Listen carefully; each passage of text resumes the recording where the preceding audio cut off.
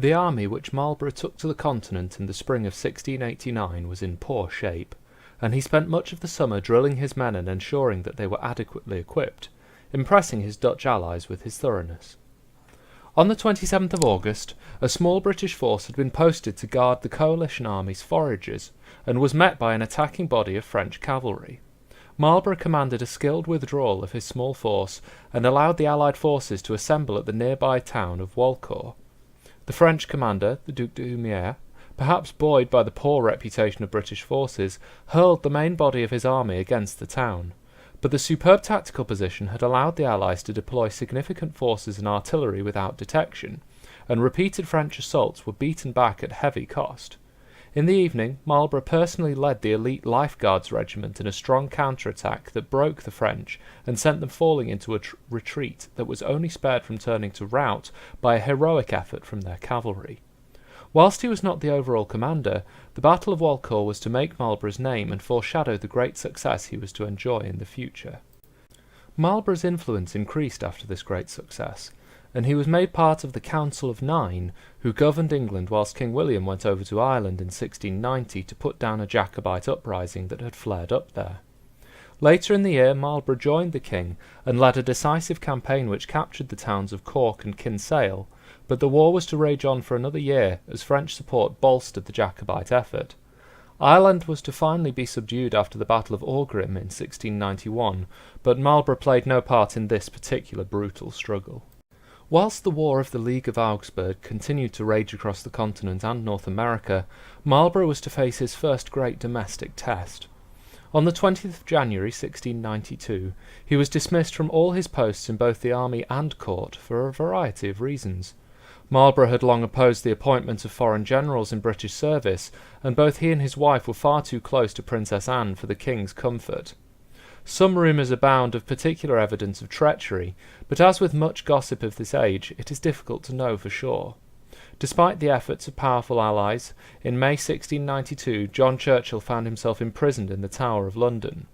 The evidence that put him there was flimsy at best, though widespread hysteria over the threat of internal traitors frustrated his inevitable release. As Princess Anne raged against her enforced separation from Sarah, and pined for the day she could take the throne and right the wrongs of Dutch rule, the combined Anglo-Dutch navy scored a decisive victory in the Battle of Barfleur, and the threat of invasion was diminished, allowing for matters to proceed with clearer heads. King William knew that the imprisonments could not last, and whilst Mary took vindictive action against Marlborough's supporters, he was duly released on the 15th of June. The short spell in prison had been the culmination in a waning in Marlborough's court influence, but had one especially dark consequence for the Duke. On the 22nd of May his son and heir had died, with only his mother to comfort him. The wars on the continent had little regard for personal loss, and had proceeded ponderously with much manoeuvre, siege, and counter-siege. William's efforts to force a decision through the amassing of a large naval force had been founded by the disasters of the Battle of Cape St. Vincent and a subsequent storm. These losses led to a further embarrassing naval effort in the fiasco of an amphibious assault in Camaret Bay. The English commanding officer, Thomas Tollemache, was fatally wounded leading the landing. The loss of several senior English officers in this year put increasing pressure on William to enlist more. His propensity for placing Dutch generals in charge of English troops had done little to increase his popularity, and Marlborough was soon to benefit greatly from this. Some accusations have in fact been made that Marlborough engineered the death of Tollemache, but this falls amongst the general slander of Jacobinism that dogs the Duke's career.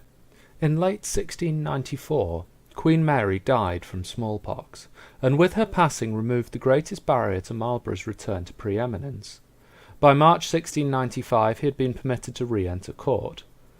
The next 2 years saw little military action for William's flagging alliance, and a peace was made in 1697 in which the lines of Europe essentially reverted to their stance before the whole affair. The only notable exception was Louis XIV's recognition of William and his heirs as legitimate monarchs of Great Britain, an official affirmation of the escape of the British Isles from the French sphere of influence. In the aftermath of the War of the League of Augsburg, it became clear that the French merchant fleet had suffered considerable losses, when in comparison the British was larger than it had been before. The French economic system had generally suffered, and meaningful reform floundered in the face of restrictive trading practice. Britain too faced a crisis, but, through the imposition of several vital institutions such as the land tax and the national debt, which finally transferred state debt from the monarch's purse to Parliament, the books were balanced to ensure that the vital lifeblood of the young empire, her trade, was preserved.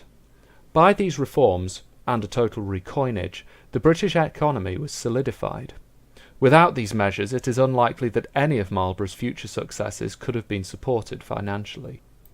In this period, the standing army of Great Britain was drastically reduced from 90,000 men to a mere 19,000, with many of the discharged men resorting to banditry to support themselves.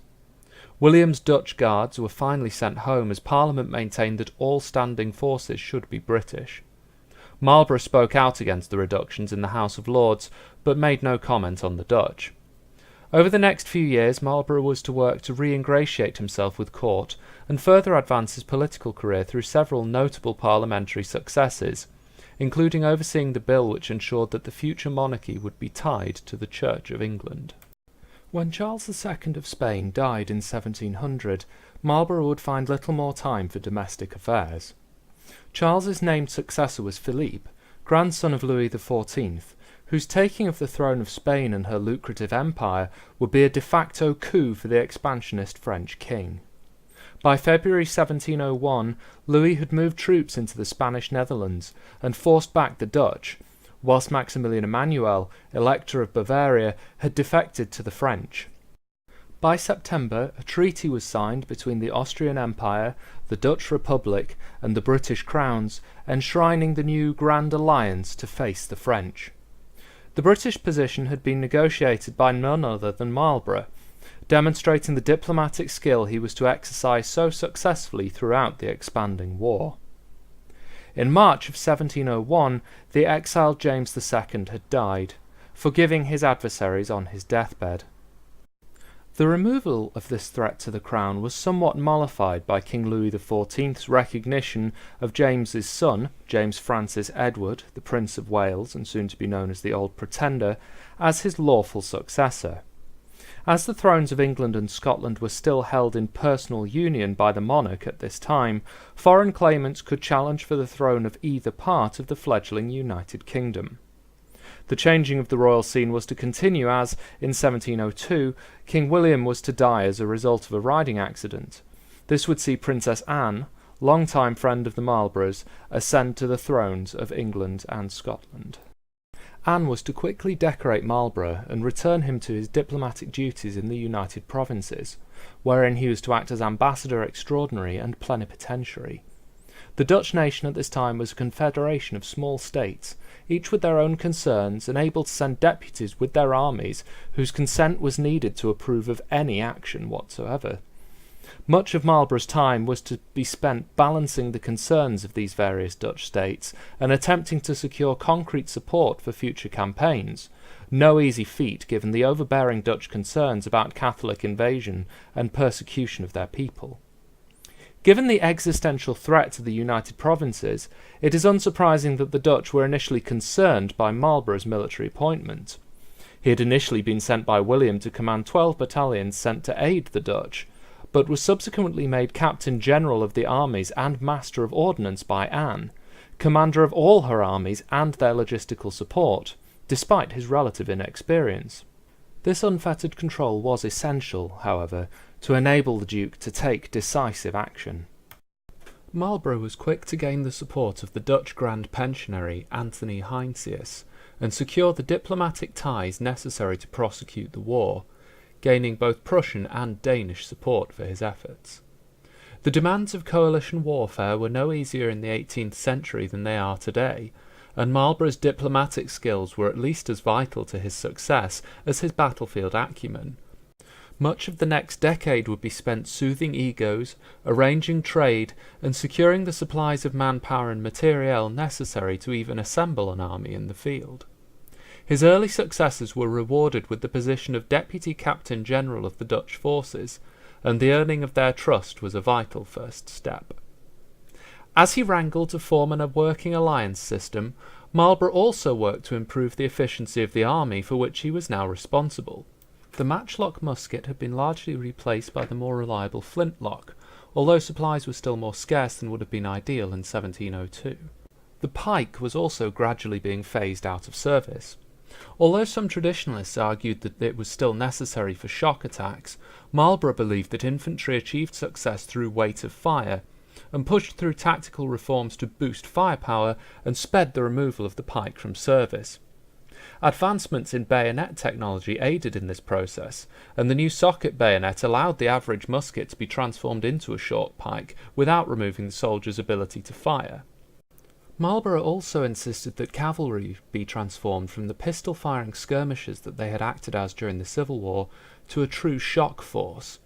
He advocated decisive cavalry charges to shatter enemy formations with their mass, rather than harassing from the sidelines. The battles he intended to fight would be brutal, aggressive, and decisive. Whilst he personally oversaw many of the reforms that were to revolutionise warfare of the age, Marlborough was no dictatorial leader and valued talented subordinates. The most preeminent of his staff was William Cadogan, a man of minor Irish gentry who had initially served in the Parliamentary Army, and then served under Marlborough's command in Ireland, before becoming a major of dragoons and overseeing some complicated coalition operations in 1701. Cadogan's competence in this tricky matter clearly caught the eye of Marlborough, who in 1702 was to appoint him Quartermaster General of his armies. This was an appointment he was never to have cause to regret. It was Cadogan who was to arrange the order of battle, the positioning of the army both on the march and in the field, a task both tactical and diplomatic in the tense coalition air. Beyond that, he also had to handle the provision of food and supplies for the army, and coordinate the collection of intelligence. He was not shy to lead troops into battle, doing so to great success on numerous occasions. The role of the Quartermaster General was the man who ensured the army was ready to fight when it was needed, and Cadogan filled this post exceptionally, whilst also remaining doggedly loyal to Marlborough throughout his life. It was the appointment of such able subordinates as this, along with his own personal talents, that was to make Marlborough such a successful commander. Marlborough took command of his first campaign in July of 1702. His Dutch allies were gripped by fear of the loss of Nijmegen, leading to the loss of valuable time in convincing The Hague to allow a proactive campaign. The French had moved strong forces to the upper Rhine, but Marlborough, by crossing the river Mars near Grave, cut across their lines of communication and compelled the French General Boufflers to withdraw. The Allies captured the French garrison of Gravenbach and shadowed Boufflers' army as it fell back. Several opportunities to meet Boufflers in battle were missed, thanks in no small part to the reticence of the Dutch commanders and field deputies, but the Allies succeeded in taking the fortifications at Venlo and quickly moved on to take the city of Liège without a fight. The powerful fortress west of the Mars was still held by the French, but was successfully taken after a month's siege and an hour's bloody fighting, in which the victorious Allied soldiers offered no quarter for some time. So brutal was their victory that the nearby garrison at Chartreuse surrendered on terms and were allowed to march free. With these successes, the campaign season came to an end. Any hopes for a decisive battle had been thwarted, but through skillful manoeuvre and the mathematical application of siege techniques, which were the hallmark of the age, Marlborough had been able to utterly frustrate French plans, remove the threat to the United Provinces, and gain control of the entire length of the River Mars, from the coast to Liège, over 200 kilometres of front. As he made his way home to England for the winter, Marlborough had a bizarre and lucky escape when the yacht upon which he was travelling the River Mars was ambushed by a partisan band. One of Marlborough's adjutants, a Mr. Stephen Gell, hastily provided him with fraudulent travel documentation, which fooled the partisan leader into believing the man he had captured was only a staff clerk, and the entire party were to escape, with the notable loss of all their money and plate. The cavalry escort, along with several unfortunate servants, were, however, taken prisoner. The partisan leader was an Irish defector from the Dutch army, and had he recognised Marlborough, events may well have taken a different turn. Queen Anne greeted the returning general with a dukedom, despite Sarah's misgivings at the attached cost of such a title. Parliament also refused to grant him a pension along with the title, a refusal motivated more by enmity towards him personally than any financial concerns. Yet this vendetta would not occupy the Marlboroughs for long, for in February 1703 their remaining son John, whom Marlborough had recently denied a commission in his army out of respect for Sarah's worrying over his well-being, was struck down with smallpox. On the 20th of February, with both parents at his bedside, John Churchill died. With him died his father's hopes of founding a dynasty. The Duke fought this devastating loss by hurling himself into his work, but Sarah was consumed by it, and whilst Queen Anne tried to comfort her, this was to be the beginning of the decline in their friendship, a decline that would cost the Marlboroughs their most powerful ally. Marlborough would have little time to grieve, for events in Europe had turned badly for the Grand Alliance. The early betrayal of Maximilian Emanuel, Elector of Bavaria, who sided with Louis XIV in the hopes of seizing the throne of the Holy Roman Empire, had created another front for the war deep within Germany, and allowed Louis to divert some of his forces south, whilst fortifying his line near Maastricht. The first phase of the Allied plan for the year was to seize the German city of Bonn, though the French in the region under the Duke de Villeroi struck first, forcing the Dutch field marshal in the region, Hendrik van Nassau-Heer von Overkerk, known as Overkirk to the British, to fall back towards Maastricht. Despite this minor setback, Marlborough was able to induce the surrender of Bonn, which led Villeroi to withdraw. With their first obstacle out of the way, the Allies began a grander undertaking towards the city of Antwerp. Marlborough had appreciated that the French defences along their borders were too vast to be successfully garrisoned everywhere, and as such utilised manoeuvre to keep the French from guessing where his blow was going to land, and thereby preventing them from massing sufficient forces to stop him.